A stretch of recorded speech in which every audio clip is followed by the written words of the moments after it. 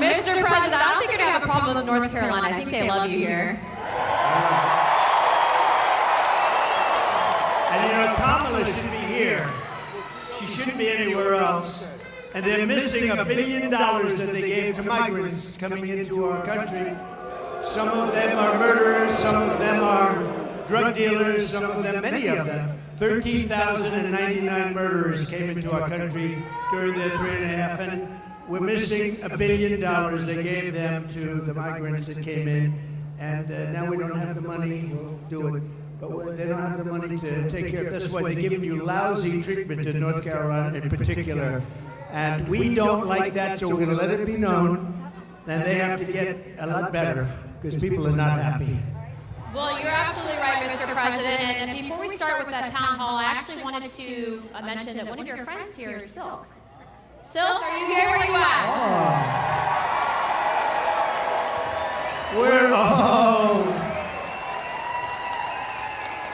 I'll tell you, she is my friend, too. And she is my friend.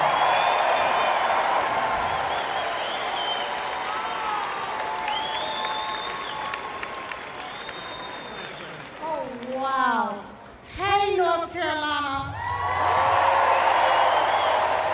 Real quick now. I want y'all to listen up. I'm a little ticked off. I just want you to know I'm a little ticked off, and I'm going to tell you why. $750.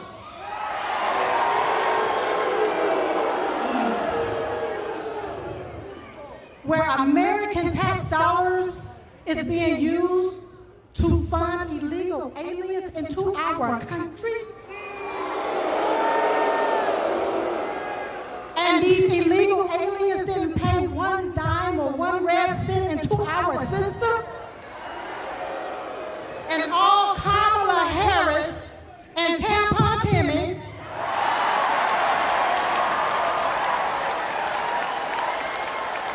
want to give us $750?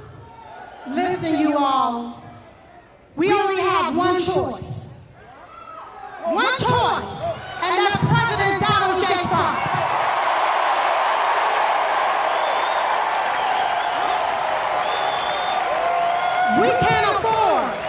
We cannot afford another 4 years of this, so you're going to have to vote like your life depends on it. Like when you're taking your breath and it's your last breath and you need that vote in order to breathe, that's what you're going to have to do. So you're going to have to, I'm almost finished, Mr. President. So what you're going to have to do, you're going to have to overvote the cheat. You're going to have to outrun the runway. And we're going to have to make it too big to ring.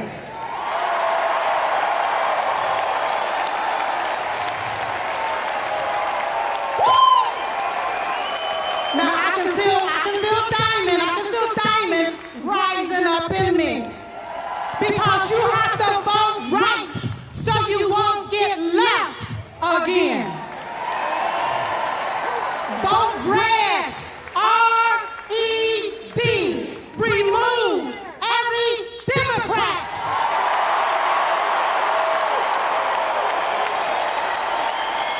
They gotta go. Now, while the media continue to play the race card, we're gonna continue to play the Trump card so we can win.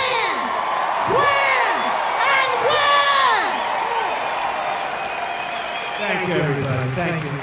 So, you know, it was 9 years ago, and my beautiful wife, our First Lady, we love our First Lady. Did you see her interview on Sean Hannity and with Ainsley in the morning? She did great, but 9 years ago she came to me, she said, you know, there are two women, and they are really incredible. I said, who the hell are they? He said, you got to see this, you're not going to believe it. They had a thing. And we fell in love like almost immediately. And her sister was just unbelievable too. And she passed away like a couple of years ago now. It's a long time ago. It seems it goes fast, right? But what a great combination. We love you both. They were loyal to me from day one. When they heard stuff, they said, that's a lot of crap. They were with me from day one. And that Trump sign gets bigger and bigger. I said, that's so nice, I want to buy one for myself. But I just... Mr. President, I'm going to give you one. I don't. You know what? You know what? We appreciate your loyalty, your friendship. And I saw Silk backstage. I said, I'm bringing you upstage. I'm going to bring you upstage. And we miss your great sister, and we love you. And thank you very much.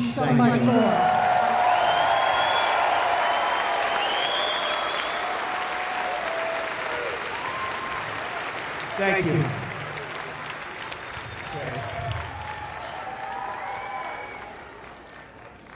All right, Mr. President, you ready?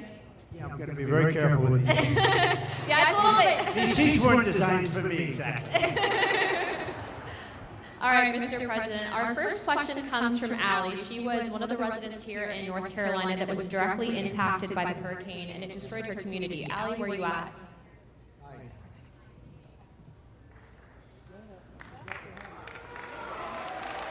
Good evening, President Trump. My name is Allie, and I'm from the foothills of North Carolina. Our entire community has been decimated. Thank you, President Trump, for visiting the disaster sites to bring attention and donating millions in relief. Thank you. This week, we have learned that not only did 13,000 murderers illegally cross our border, but FEMA is out of money because they have been providing $9,000 to every illegal. Enough is enough. We must put Americans first. How soon will you start deporting murderers? So let me just tell you that you're right about that. It's 13,099 to be exact. And murderers, many of these people murdered more than one person. One did 7. These are not people we want in our country. So this was, I guess, released by somebody that loves us. Maybe in Border Patrol. We don't know exactly where the numbers, but these are certified numbers. And you had 16,000 drug traffickers. You had numbers that nobody's ever seen, 645,000 criminals overall. They're in our country. Nobody has any idea. They're from places unknown. Nobody knows who they are, what they are, but we know that we have over 600,000 people released into our country, along with the ones that you were talking about, the 21,000. But of them, 13,000, more than 13,000 are murderers. And some were on schedule to die. They were scheduled for the death penalty. And we have them now nicely ensconced in our country. I'll tell you what, we have the worst president and the worst vice president in the history of America. They are horrible. They are horrible.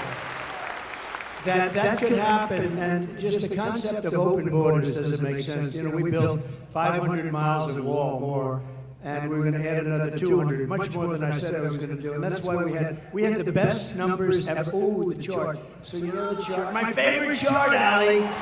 My favorite piece of paper, my favorite chart. But we had a chart. Do you have something up here that can show? I love that. I love that chart. Oh, I love that chart. If I didn't look to the right, I wouldn't be going to Butler tomorrow. You know we're going to Butler tomorrow.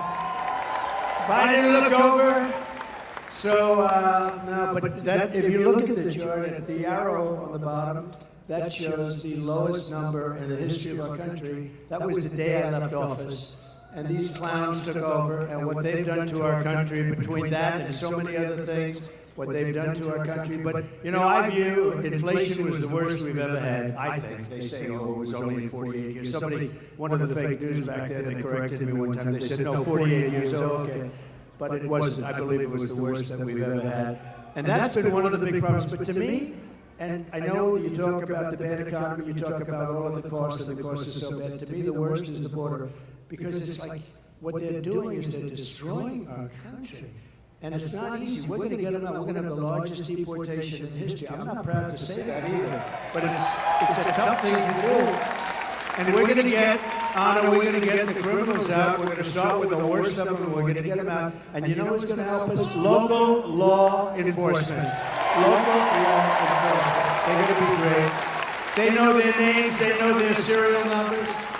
we're going to get them out, and, you know, very simply, we have a little thing called MAGA. Everybody who knows MAGA, it's called Make America Great Again. That's what we're going to do. We're going to make America great again. Thank you, Don. Really good question. Thank you. You know, Mr. President, to your credit, too, I think that's largely why you've actually outpaced every other candidate for president with the support from the Hispanic American community, because it's not just a race thing. We all want border security, so thank you, Mr. It's an President. incredible community that I don't know, it's just very energetic. You know that, right? It's energetic. And they're very entrepreneurial, and they love our country. And we got record numbers with the Hispanic community, and I don't know, it just works. It just works, so I appreciate it very much. Thank you. Thank you. Thank you, guys. All right, Mr. President, our next question is from John. He was a Green Beret captain who was actually kicked out of the military. I think he's going to share his story with you. 1 second. Hi. Good-looking guy. Thank you. Good evening, Mr. President. I'm John Franklin. I was a Special Forces Green Beret who was forced out of the military because of the COVID-19 vaccine mandate. So the Biden-Harris DoD COVID-19 vaccine mandate was very damaging to the military. It forced thousands of service members out, and thousands do not want to join now. The Biden-Harris DoD has the lowest recruiting in modern history, and now they're pushing more woke training. So how do you plan to repair the military from the damage that was done and hold military leaders accountable?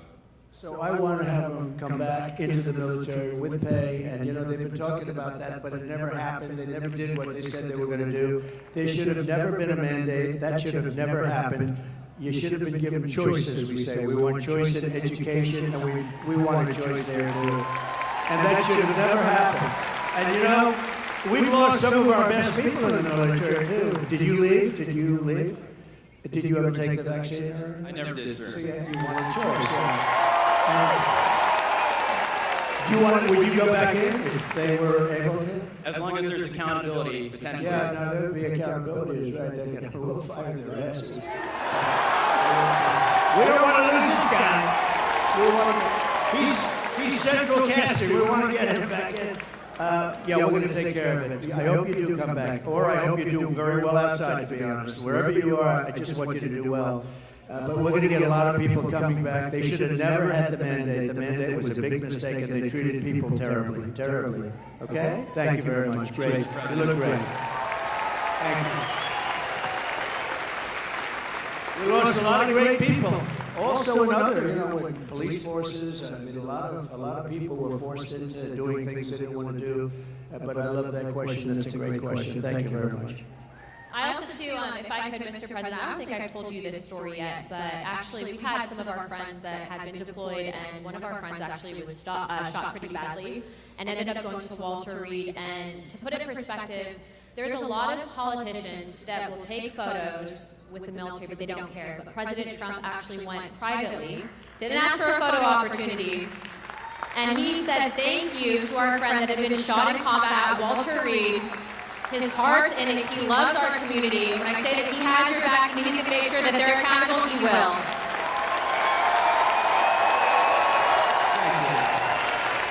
Thank you very much. And I'll tell you, you know, we have a great military, we really do, but Walter Reed, you mentioned the name, and that hospital was unbelievable. The doctors are unbelievable. They had a lot of problems with getting there, getting to it, you know, managerially, getting in to see. But we had the best doctors. They could do things that nobody else could do, and they got to see some really badly hurt people. And the level of talent at Walter Reed, it's just an incredible hospital. So we have to pay our due respects. You know, you hear so much about government-owned or whatever. I don't think there's a better hospital in the world than Walter Reed. So we should say that, right? Yes, sir. Yes, sir. Mr. President, our next question comes from an active duty service member here at Fort Bragg. They like it. Austin, where are you at? Front row. That was good. Good evening, Donald Trump. Thank you. President. I've never done this before. I'm an active duty soldier here at Fort Liberty, and I want to start off by saying I'm here posted compassion. You meant Fort Bragg, right? Yes. Fort Bragg. Right now, Are you not? You're not a soldier now? No, I am soldier. I'm currently Yeah, you are. duty. Good. But on a... Oh, shit, I think it was on. I'm here in my personal capacity, not speaking on behalf of the Army or DOD in any way. This week we saw the missiles flying into Israel from Iran and how impressive the Iron Dome is in protecting Israel. What are your thoughts on the Iron Dome for America? I love it. How can you? I love it. We're going to have it. One of the things I say, we're going to have an Iron Dome. Why shouldn't we have an Iron Dome? And you see how effective. So the other day, 287 big missiles, ballistic missiles, were shot into Israel. Every single one of them was taken down. Well, why shouldn't we have that? And it's all going to be made in the United States. You know, with our technology. It's all going to be made in the U.S., and a lot of it's going to be made in a place called North Carolina, if you don't mind. And I think I just learned the secret. Look, we're going to win. I believe you got to get out there, you got to vote and all that. But I think I just learned the secret to winning absolutely and by massive margins.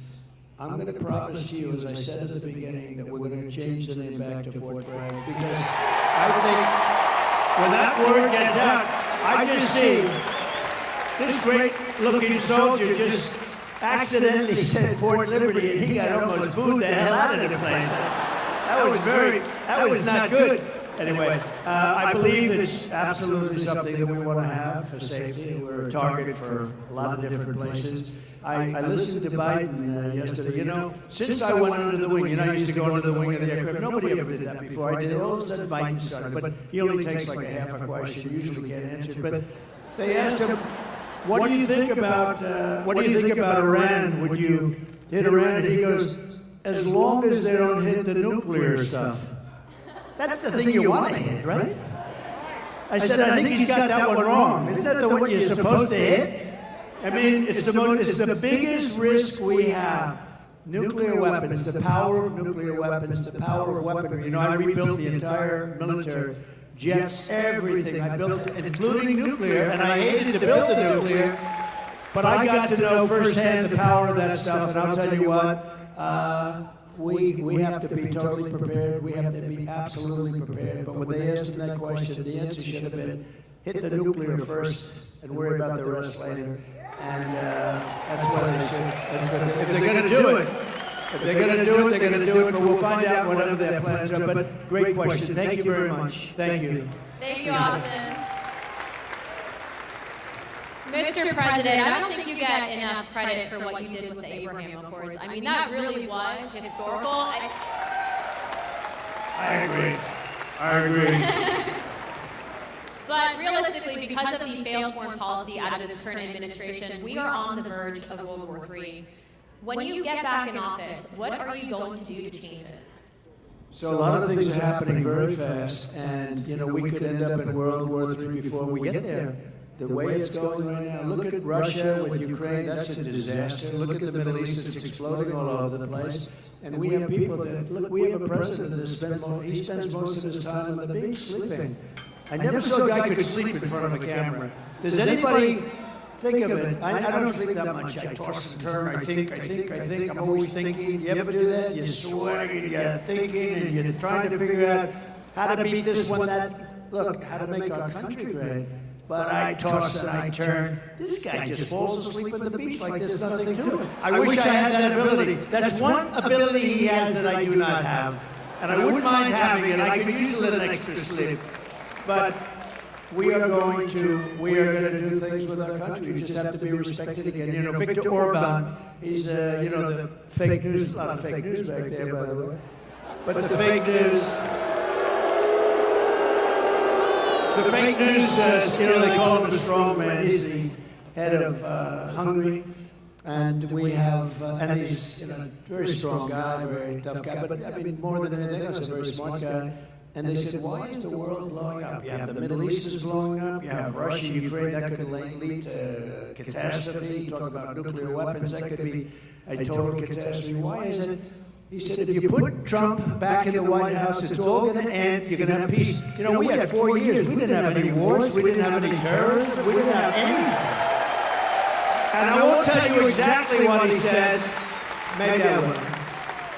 He said because they were afraid of Trump. I don't want to be the one saying that, but they were probably afraid of him because they think I was crazy, and that's a good thing to think, right, soldier? That's a good. They said this guy is crazy, but no, he said that you put Trump back in the White House, you're not going to have all of that stuff is going to heal. October 7th would have never happened. The attack on Israel would have never happened. Remember, Iran was broke. They weren't giving money to Hezbollah. They weren't giving money to anybody, any of these, they call them delegates of terror, a lot of different names, but it's always of terror. And there was no money for Hamas.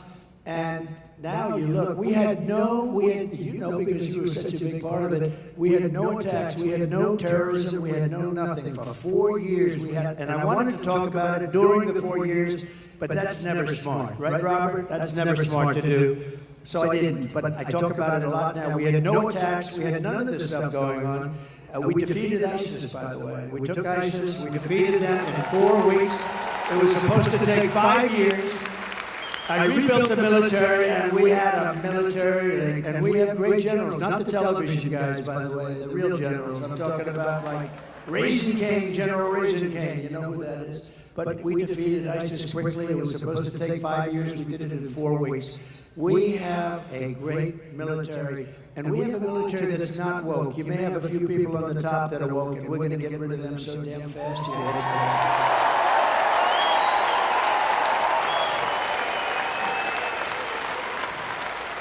Yeah, he's not kidding. I mean, we've traveled around the world just on Codels, and every single world leader that we met with said that they needed you back because you'd be tough on China. They know that other people won't be tough on China, but you'll be tough on China. China likes us back. You know, China wants to see a little stability too, but I charged China hundreds of billions of dollars in taxes and tariffs, and they paid it. And frankly, we had a good relationship with President Xi.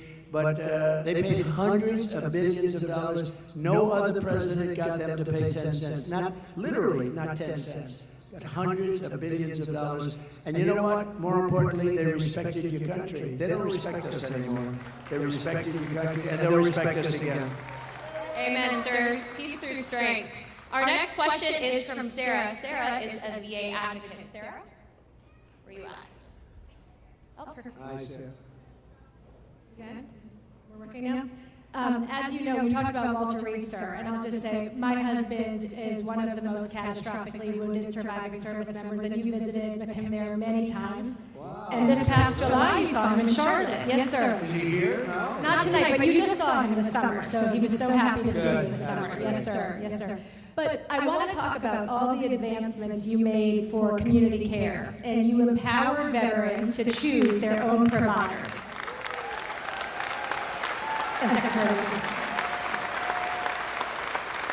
And I was so proud to stand with you many times in the White House as you signed historic legislation and executive orders to take care of our military and veteran families. We've watched that community care access, where a veteran can choose his or her own provider. We've watched that be actively limited and actively rolled back. President Trump, how are you going to bring that back as a day one priority and give veterans the choice for the best medical care back again? It's such a great question, and thank you. And what a good wife that is, and I'll bet your husband's great. You love your husband, right? You know, the people like you, what is your first name? Sarah? People like Sarah are so important to our country because they take care of people that are great heroes, real heroes, and they take care. And if they didn't take care, the hospitals would be unable to do it. They just would be this right now. I mean, with all of the migrants have taken over our hospitals. They've taken over our schools. We don't have anything, but people like Sarah, the job they do is incredible, and they do it out of pure love. They don't do it for any other reason. They do it out of pure love, and we have to help them. We have to help them because the medical costs would be unaffordable by our nation. It would be totally unaffordable. And it was better before, and I heard it sliding. I spoke with Robert before, and who did, by the way, an incredible job. You did an incredible job. Stand up, please. And Sarah, thank you, Robert. You know, we had a 92% approval rating at the VA, 92%, now it's down into the 40s. We had a thing called choice, where if you had to wait too long for a doctor, you know the story. If you had to wait too long, guys were waiting 4, 5, 6 months. They go in with a minor problem. They end up being terminally ill because they didn't take care of it. It could have been taken care of with a shot, with a pill, with a minor operation. They end up dying. And we changed it, and we had choice. We also had accountability, remember? Accountability. So in choice, they tried to get it for 52 years, accountability for 58 years. Accountability, you couldn't fire anybody in the VA. And I said, that's no good, because you had sadists in the VA, you had bad people in the VA. We had some bad people. And we fired about 9,000 people, and we replaced them with 9,000 good, loving people that love our heroes, right? That love our patriotic heroes. And that was a big thing, and I just said to Robert, how's it going nowadays? How is it going? And he said, they're getting rid of choice rapidly. Choice is when you can't see a doctor rapidly. You go outside, you find the doctor, you get yourself fixed up, and Sarah, we pay the bill. And it was a great thing, and he said it's rapidly not being used, not being allowed to be used. And you know, I think it actually didn't cost. I think it was probably, in the end, we probably saved on it. But money isn't the big thing here. I think it actually, we saved money on it because people would get very, very sick. These are people that would wait 4, 5, 6 months to see a doctor. If you had to wait more than one day, you go out, you see a doctor. We had bills negotiated, fees negotiated. You know, we can't be totally crazy with this because the doctors are pretty good business people, I will tell you, right? But we had a lot of fees negotiated. But you go out, see a doctor, get yourself fixed up, and you have no problems. It was one of the best things we ever did. And now this group of lunatics that don't give a damn about the military, they're making you go through that waiting of 4, 5, 6 months again. And our people can't. We have great doctors, but they can't handle the loads. And we're going to go back. We get back in, we're going back to that, right? We're going back to it immediately. You're going to be in great shape, Sarah. You and your husband are going to be in great shape. And thank you very much. Incredible. Thank you, Sarah. Mr. President, we actually have someone that, and before we ask his question, I wanted to read this to the crowd. He had actually written a letter to you after you'd been shot in Pennsylvania. Dear President Trump, watching you during the Butler rally and you getting back up, both my wife and I gave a sigh of relief as well as a few tears. I would be honored if you would accept this small token that I received as a young Marine in Vietnam. My wife and I both thought it appropriate. God bless you, your family, and the United States of America. Sincerely, Dwight. Dwight, where you at?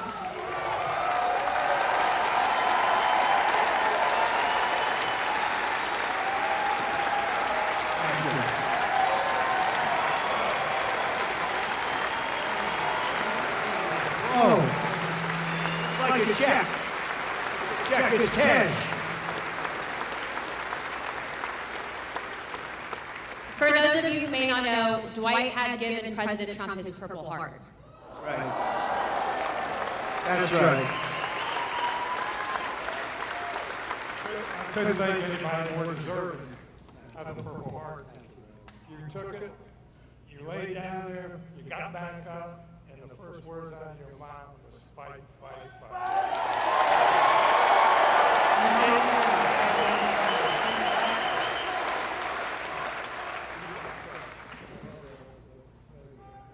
He doesn't do this, but he's better than anybody as far as I'm. No, I'm hardly better than you on this. You're great at this. And I wanted to thank you. I know that most of you will watch the president on that day and were very fearful that something terrible happened when he went down on the ground.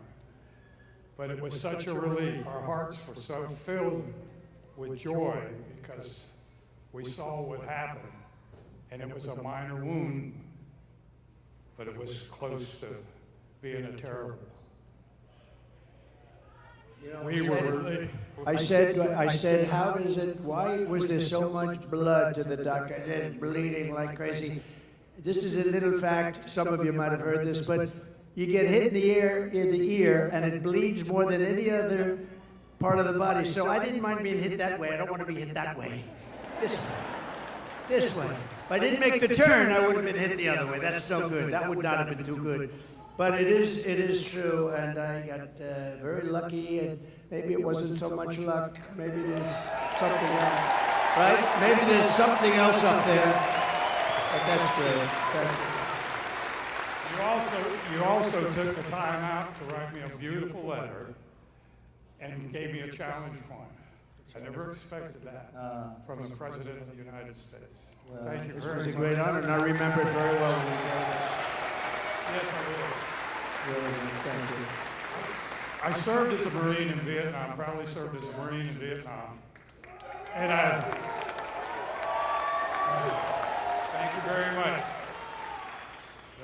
There were quite a few that did. And when I came back from the service and stuff like that, we didn't get quite the greatest greeting, but a lot of the veterans nowadays are homeless. There's 7% were homeless before Biden and Harris took over.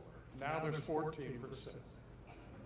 I would like to know what you're going to do to prevent this from getting any larger, and also kicking these illegal aliens out of the freaking hotels and providing money before we do it by homeless. That's so interesting. So, one of the things that most angers me about this is the 21 million people plus. You know, they say it's 10, it's 12, whether it is or not, it's much more than that. It's 21 million, and it's probably with the gotaways and everything a lot more than that. But one of the things that most angers me is that you have veterans on the streets in front of a hotel, and you have illegal immigrants. Some of them are serious killers and drug dealers and all the people that we talked about before, and terrorists. And those people are being walked into a hotel, and they're staying in a hotel, and they walk by veterans who are sleeping on the street. And it could be cold, it could be hot, and it bothers me. If we stop, if we close our walls, we're going to be able to handle it. They are spending so much money on taking care of the illegal migrants, now we call them. We used to call them illegal aliens. I call them whatever the hell I want to call them. So do you. But they're not supposed to be here.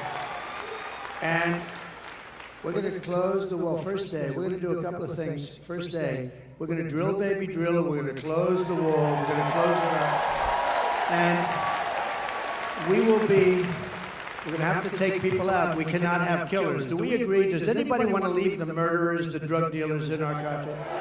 Do you know, one of the little facts that's very sad, but makes sense to all these things I predicted 3-4 years ago. I was saying this is going to happen, and now it's happening. The migrant crime, it's a massive crime. But all of this that's happened, everybody, it's common sense that it was going to happen, and we're going to have to get them out because we have no choice. It's not sustainable by any country. We have done things that are so stupid, like, as an example, I consider it to be less important, but it's very important still because it's a way of life. Men playing in women's sports, okay? Who wants that? And who wants open borders? Because open borders is so, you say, how does a thing like that happen? All of these policies we're going to be changing, and we have now somebody running as a radical left person. You know, more left by far than Pocahontas. More, you know who that is?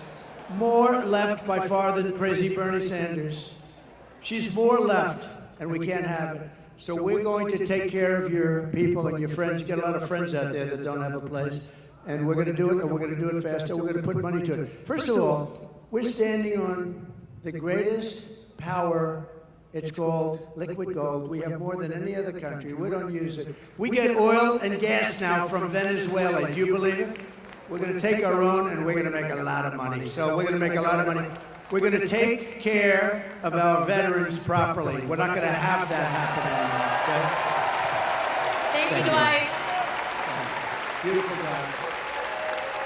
Beautiful guy. I think I'm going to stand. This chair is the most uncomfortable chair ever. First of all, it spins. And the one thing I don't want is to fall on my ass, because that's going to be, that will be the only story. They'll say, sir, you did great. Too bad you fell. That would be the only story. So I'm not sitting in that sucker. I think it's a booby trap. That was put there by Kamala.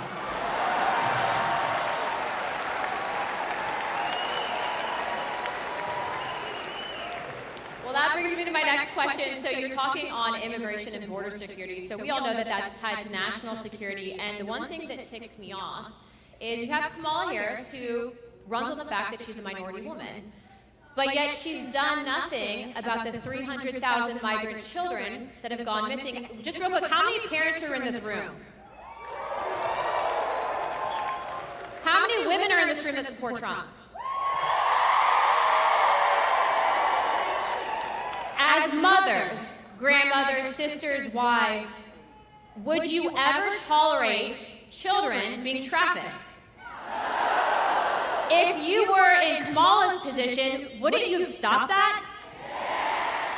President Trump, you've done more for not just the Hispanic American community, but I think women in this country, not just, I'm just going to toot his horn for a second. He's put women in positions of power, but the media won't cover that.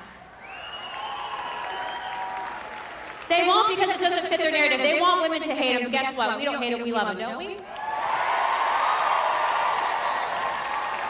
But I don't do it really for a pure, really great reason. I just do it because I want results. And I just find women to be smarter than men. Does that make sense? Men, you don't mind I do that every once in a while. It's not bad. Thank you. Well, Mr. President, to follow up on that question, as a grandfather and a father, what are you going to do to stop the trafficking of women and children in this country, and specifically with the migrant children as well? So we had it down to the lowest number. You saw that on the graph. That included drugs, that included trafficking in women, mostly women and children. But you mentioned a number, to be exact, 325,000. Now think of that. You could fill up the biggest stadiums many times with this. 325,000 children are missing during the Biden reign. Now let's say her, because they made her, and you know it's funny, when you say Harris, right? Nobody knows who the hell I'm talking about. You say the Harris team, who nobody knows. You have to say Kamala. So Kamala. But Kamala and Biden, 325,000 just during this almost 4-year reign. That's missing, but many of them are dead. Many of them are in sex slavery. Many of them are slavery, period. And they're gone, and never to be seen probably by their parents again, never to be seen. Their parents are all over the world looking, they're looking for them.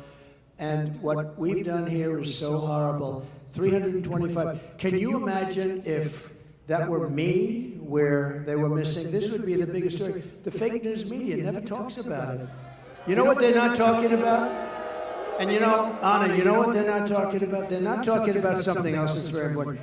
They are doing, this is Katrina, they are doing the worst job on a hurricane that any administration has ever done, and these people don't want to talk about it. They don't want to talk about it. People are saying it's the worst job, and you people know it. A lot of you people know it because you're here, but they've done the worst job. Kamala has done the worst job. And it's really like her, because she was put in charge. Now she said, I wasn't the border czar. They shouldn't call. Well, she was always the border czar. She never went to the border until a little while ago.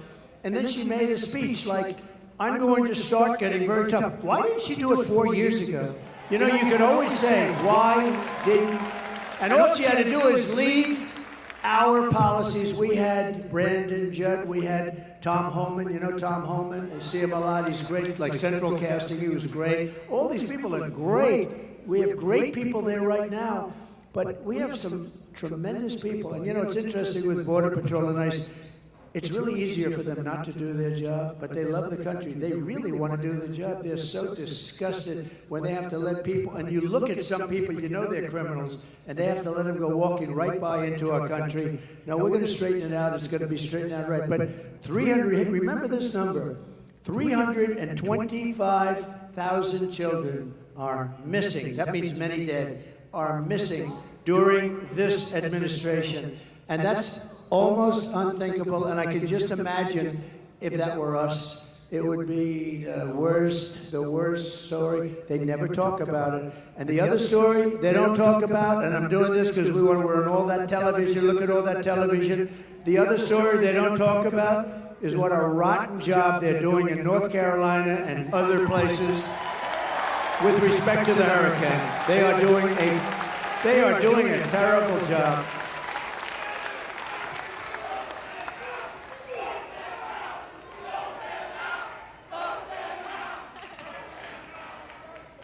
Mr. President, to follow up on that, because the media is here, I do believe that they've intentionally, and this is my opinion, not helped out those residents because it's red communities that are impacted.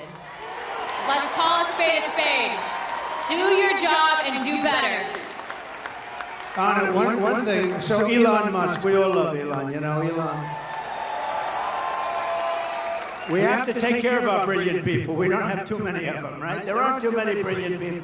But I got a call, an emergency call 2 days ago to speak to Elon, and he endorsed me very strongly. He endorses me almost every day. He wants us to win so badly. But Elon is a brilliant guy, between the Tesla and this, that, the rockets, but he also does something called, you know, the legs, Starlinks. So he has Starlinks. Now, I'm not too familiar with it. All I know is it's really supposed to be great. So they call, because in North Carolina and parts of North, and a little bit Georgia, but in parts of North Carolina, every line is down. There was no calls, no anything. Nobody could get through to anybody. And I got a call from a big person in North Carolina. Could you possibly call Elon Musk, because we need help with Starlinks? Could we get Starlinks, you know, really? And I did, and he was great. And, you know, he did something that was, he had it ordered. I got a call during my phone call. They called me up, the people from North Carolina, and they said, thank you very much for helping us with Mr. Musk. I was talking to him. He wasn't off the phone. I said, do you have some kind of a thing that we're talking and you're ordering people? This was the craziest thing. No, he's like, I'm talking to you. So, Elon, thank you very much. I appreciate it. I'll see you. He's going to Butler tomorrow. You know, Elon is going to Butler. But I asked him about Starlinks. Would you be able to get a certain section of Georgia? They're going to fly them in with helicopters and everything else. Would you be able? And as I'm talking to him, they're calling me on the other line, thanking me for getting it.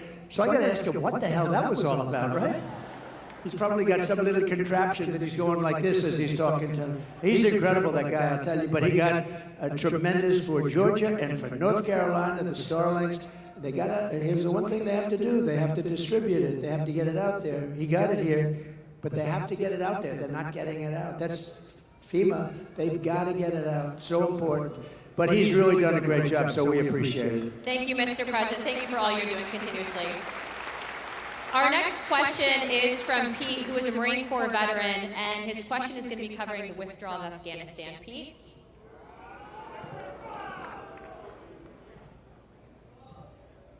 Mr. President, I am Pete from North Carolina, and also a Latino for Trump. I knew I liked him. And I proudly served in the United States Marine Corps, first as enlisted, That's great. then as an officer. Despite what the Vice President says, we sadly lost 13 under her watch. It sickens me, many of my fellow Marines, as well as my friend, Lieutenant Colonel Scheller.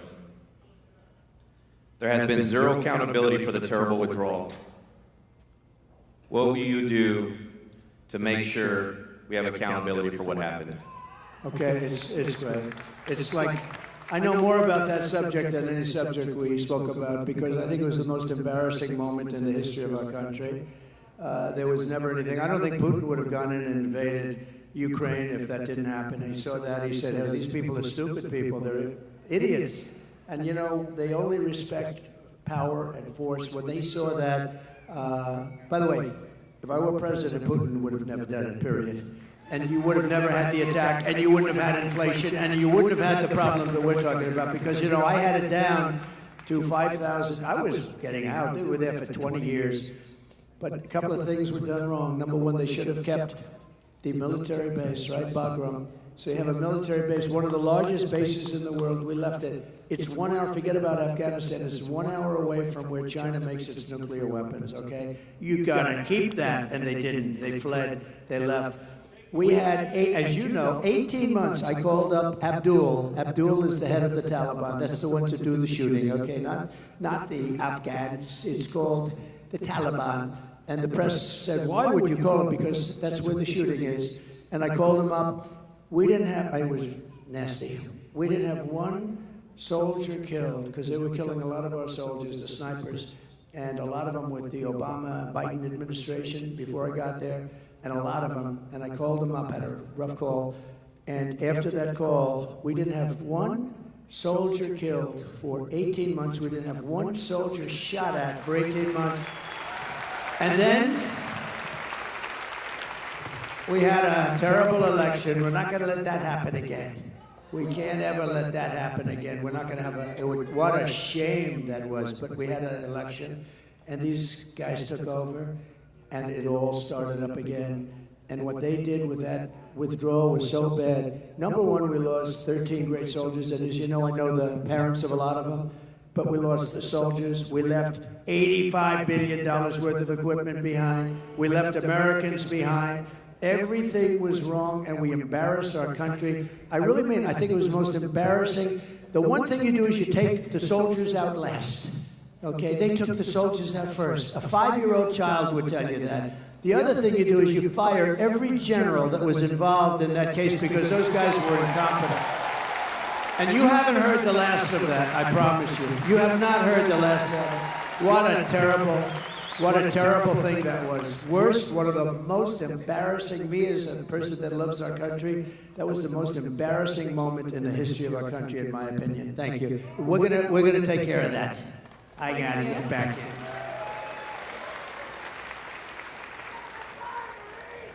Mr. President is such a good title for him, isn't it? You do know she's a congresswoman, right?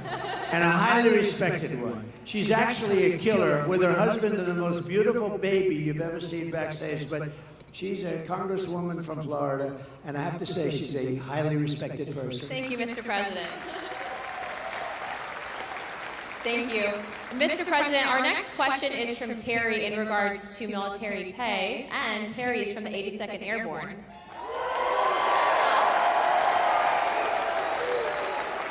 Mr. President, thank you for being here. My name is Terry.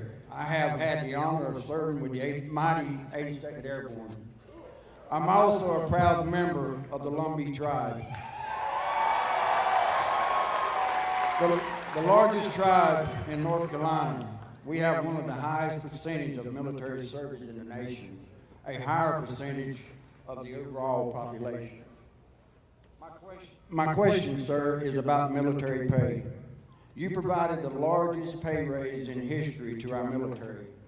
Unfortunately, we have seen inflation skyrocket, and more service members and veterans are on fixed incomes and are finding it hard to pay for basics like grocery. What will you commit to increase military pay and bring down prices? Yeah, very good, Terry. I appreciate it, too. And it's very unfair. So I gave the largest pay raise in the history of the military, and I thought that was wonderful. But then when these clowns came in, these incompetent fools came in, they allowed inflation, and because of the energy policies, I think, mostly, but also because of their spending, but they allowed massive inflation, so your pay stayed here, and you were happy, and then all of a sudden, the cost of bacon doubled, and the cost of everything else doubled and tripled and quadrupled. Interest rates went to 10%, so you could no longer, we were at 2%, and they went to 10%, so you could no longer buy a house. So many things happened. The answer is yes, I'm going to take care of you. I'm going to take care of our law enforcement, and you know who else I'm going to take care of? Our teachers. Our teachers are very underpaid. We're going to take care of our teachers. Okay? We're going to take care. And I did it. I did it. I felt strongly, but you know, the fact is that they got wiped out. What we gave you got wiped out by their inflation that they should have never had. That's another thing. You would have never had inflation because it was caused largely by really dumb energy. The energy went through the sky. That brought everything with it. So we're going to take care of but law enforcement also and your teachers, okay? Thank you, Mr. President. We now have time for one last question. So our last question. Make this a good one. Our last one comes from Matthew. Matthew? He was an F-15 pilot. I won't hold that against you.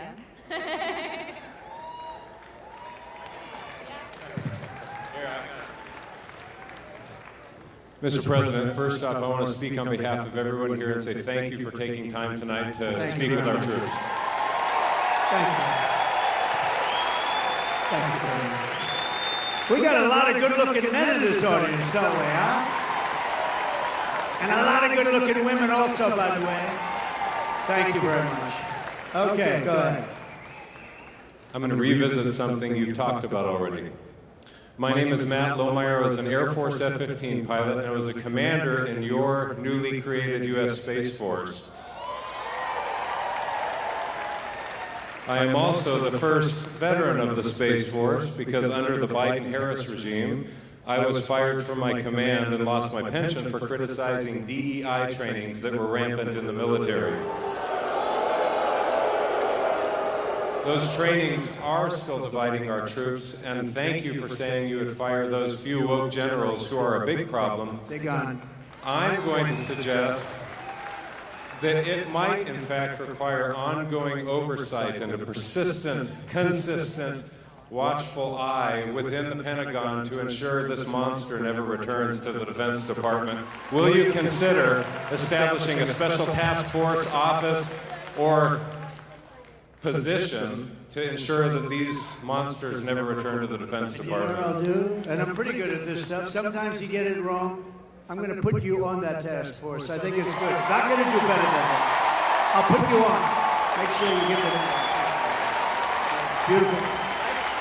I have your approval. Yes, sir. I have your approval. We're not going to get better than him. You're right about it. You're right.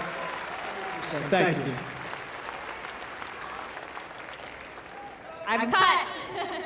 Mr. President, that wraps it up for the evening. Do you have any closing statements to everyone? Well, I just want to say that it was very important that I got to North Carolina. You know, Laura, my daughter-in-law, gave me the most beautiful grandchildren. But Laura's here. I don't know if she's right here or where is Laura? Would you come out here? She is absolutely the... Come on up here. Come on.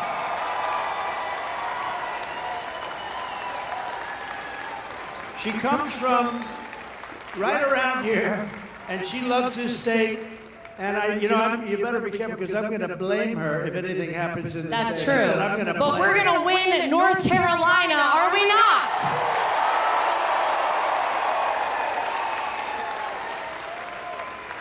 I am from right down the street a little ways in Wilmington, North Carolina, where I was born and raised.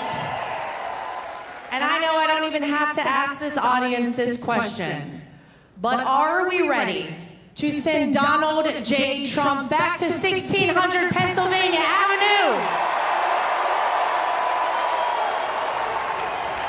All right, here's what I need from everybody. You might know that I am right now the co-chair of the RNC, thanks to my father-in-law calling me one evening. But here's how we are going to make it too big to rig. Here's how we're going to swamp the vote. Is everyone in here registered to vote? If you are not, go right now to swampthevoteusa.com and get registered. Go vote early and take every person you know to go vote early. We will win this big league, as Donald Trump says, on November 5th. All right, ladies and gentlemen, thank you guys. I love you, North Carolina. Thank you. I have to thank you because you gave me really a great daughter-in-law. She's really special. And she's along with Michael, who's here, Michael Whatley, they're essentially the co-chairman of the Republican Party. This is a very upwardly mobile person. She's doing good, but you know the truth, she's so good. I'm very conscious of nepotism. But when I did with her, I recommended, all I did was recommend, and everybody couldn't believe she was even doing it. She is really a person that's incredible. She's respected by everybody. They love her. She comes from here, and there is no place she likes better than North Carolina. So get out there and vote in honor of this wonderful person. This wonderful person. Where's Michael? Will you get up here, Michael, please? Don't worry about the time. The networks will stay with us, right? Michael, would you say a few words? So Michael Whatley, I guess I like North Carolina because he was the head of the Republican Party. We won the state twice, and last time when all of a sudden around 3:02 in the morning we started to fall off on a lot of things, it was ridiculous. But with this state, there was no fall off. He had 602 lawyers working for him. And I said, who the hell is the guy that did such a good job in North Carolina? Because we were leading in Pennsylvania, we were leading all the way along, and these people will do it. They have no shame. And he did the job, and I said, I want to get him. And he's chairman of essentially the Republican Party. And I just want to say you're doing a great job. But I don't want to say it too early. Let's wait till November 6th. I want to wait till the morning after, right? Then I feel confident that we'll say it. But so Michael is from North Carolina. He was the head of your party, and he did a great job, and he went to the top. And please say a few words, Michael. So to win North Carolina, we are going to get out the vote. We are going to protect the ballot. We are going to expand our majority in the House. We are going to flip the Senate, and we are going to send Donald J. Trump back to the White House as the 47th President of the United States. Thank you, Michael. Thank you, everybody. Thank you. Thank you, everybody from Fort Bragg. Thank you.